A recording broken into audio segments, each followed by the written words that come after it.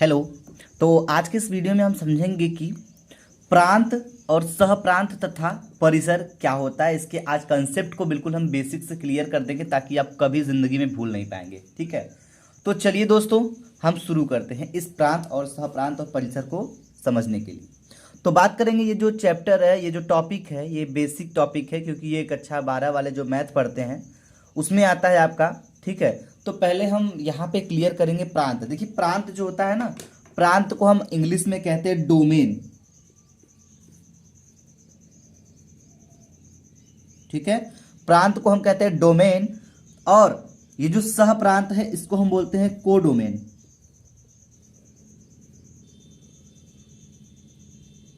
ठीक, और ये जो परिसर है इसको हम बोलते हैं रेंज।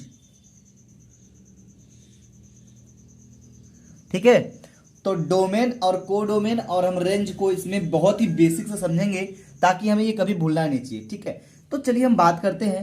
मान लीजिए ये कोई सेट नंबर ए है, ठीक है, और ये कोई सेट बी हमने ले लिया।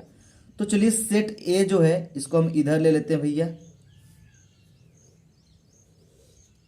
ठीक है, सेट ए के जो एलिमेंट्स हैं 1 2 3 4 5। ठीक है, सेट ए के जो एलिमेंट है, और इधर ले लीजिए A B C D E.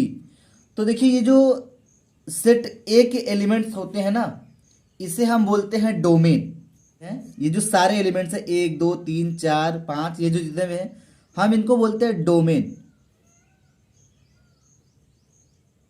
ठीक है, जिसको आप अंग्रेजी में सॉरी किसमें कहते हैं भाई, हिंदी में कहते हैं प्रांत। ठीक है, उसको हम इंग्लिश में बोलते हैं डोमेन। और जो सेट बी के एलिमेंट्स होते हैं इसको हम बोलते हैं कोडोमेन। कोडोमेन, ठीक है, और इसको हम क्या कहते हैं हिंदी में, इसको कहते हैं सहप्रांत। तो डोमेन, कोडोमेन और सहप्रांत।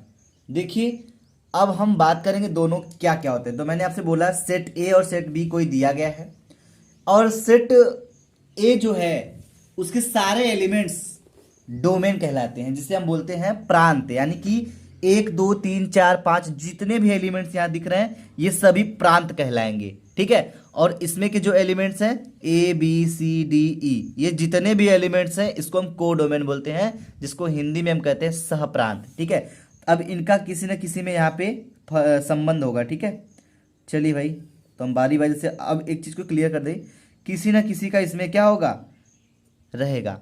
और ध्यान दीजिएगा ये जो संबंध इसमें है, अब बात आता है रेंज का। ठीक है, तो इसके जो सारे एलिमेंट्स हैं किसी न किसी से क्या है, जुड़े हुए हैं। तो ये जहां तक जुड़े हुए हैं परिसर, यानी कि रेंज मतलब देखिए जो इन सारे एलिमेंट, जो ये सारे एलिमेंट्स हैं सेट ए के जो सारे एलिमेंट्स हैं सेट बी के सारे एलिमेंट्स से जितना जुड़े हुए हैं उनको हम बोलते हैं रेंज। रेंज मतलब परिसर, कहने का मतलब रेंज मतलब कहाँ तक ये जुड़े हुए हैं। तो यहाँ तक ये जुड़े हैं इसलिए हम इसको क्या बोलेंगे, रेंज बोलेंगे। अब बात एक आती है दोस्तों कि ये फलन होगा कि नहीं।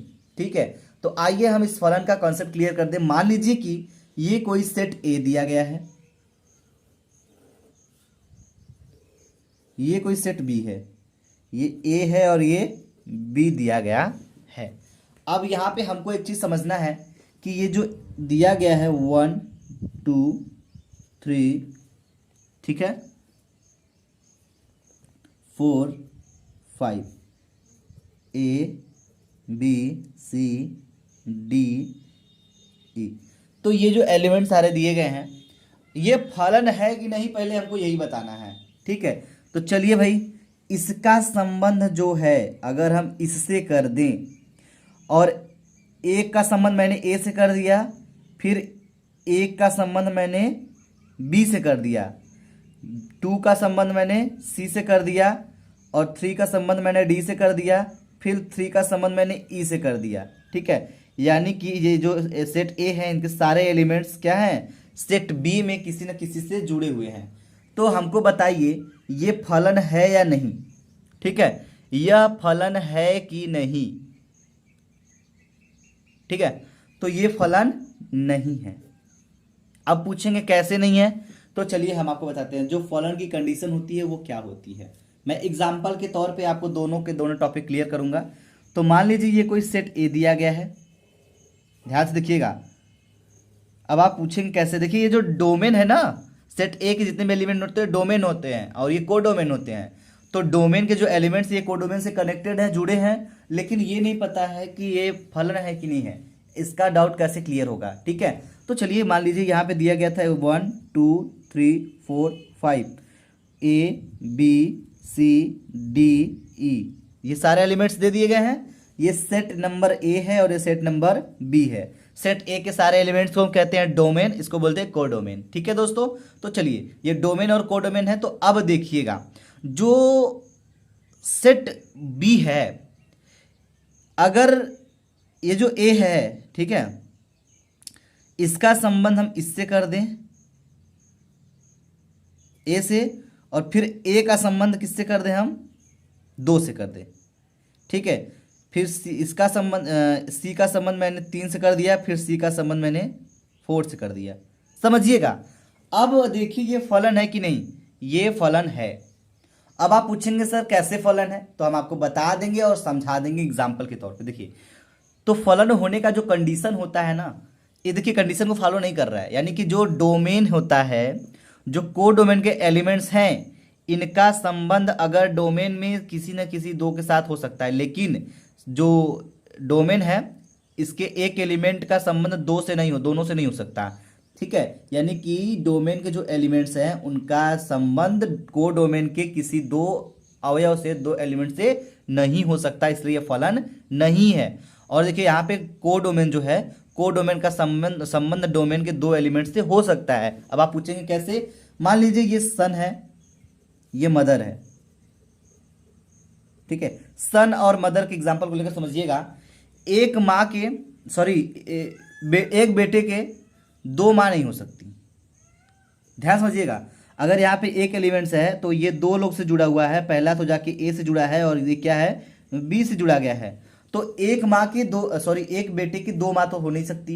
यहाँ पे देख रहे हैं, ये एक का संबंध 2 से हो रहा है, तो एक बेटे के 2 माँ नहीं हो सकती। लेकिन यहाँ पे क्या है, यहाँ देखिए, यहाँ मतलब ये भी ले लीजिए, इसको भी सन का मदर का एग्जांपल दे दीजिए, सन और मदर। लेकिन मदर के तो 2-4 बच्चे हो सकते हैं ना यहाँ पे। तो देखिए यहाँ पे जैसे है एक, मतलब ए है, तो ए का संबंध किससे है भाई, ए का संबंध 1 से है, ए का संबंध 2 से है। यानी कि मदर के सन हो सकते हैं 2, लेकिन सन के 2 मदर नहीं हो सकते, यानी बेटे के 2 माँ नहीं हो सकती। ठीक है, बेटे का 2 माँ हो सकती है, नहीं हो सकती, तो ये गलत है, ये फलन नहीं है। और बात करेंगे यहाँ तक फलन की, तो ये फलन है, क्योंकि जो मदर है इसका देखिए इस एलिमेंट्स का इसके 2 एलिमेंट से संबंध है। यानी कि जो माँ है यहाँ पे मदर है, इसके 2 पुत्र हो सकते हैं, यानी कि इसका 2 संबंध हो सकता है। कोडोमेन के जो एलिमेंट्स हैं उसका रिलेशन जो है डोमेन के एलिमेंट से दो एलिमेंट से हो सकता है, लेकिन डोमेन के एलिमेंट्स का संबंध कोडोमेन के दो एलिमेंट से नहीं हो सकता, इसलिए फलन नहीं है। फलन है, ये फलन नहीं है। ठीक है, तो आपको मैंने बता दिया प्रांत क्या होता है, डोमेन बोलते हैं। तो जो सेट ए के जो सारे एलिमेंट्स होते हैं उसको हम डोमेन कहते हैं। ठीक है, उसके बाद आता है कोडोमेन। तो कोडोमेन जो होता है उसको बोलते हैं सप्रांत। तो सप्रांत होता क्या है दोस्तों, सप्रांत जो होता है ना, इसमें आपको बताया जा रहा है कि जो सेट बी के सारे एलिमेंट्स होते हैं उसको हम बोलते हैं सहप्रांत। रेंज की बात कर लिए तो रेंज जो होता है, इनका जो संबंध है इसमें, ये जहां तक संबंध है उसको हम रेंज बोलते हैं। ठीक है, अब बात आती है फलन है कि नहीं है। तो फलन की कंडीशन मैंने ये कुछ इस तरीके के एग्जाम्पल को देकर समझा दिया। उम्मीद करेंगे आपको समझ में आ गया होगा। अगर आपको समझ में आ गया तो वीडियो को शेयर करके आगे करिए, ताकि बाकी लोग भी इस कॉन्सेप्ट को क्लियर कर सके। ठीक है, थैंक यू दोस्तों, जय हिंद, जय भारत।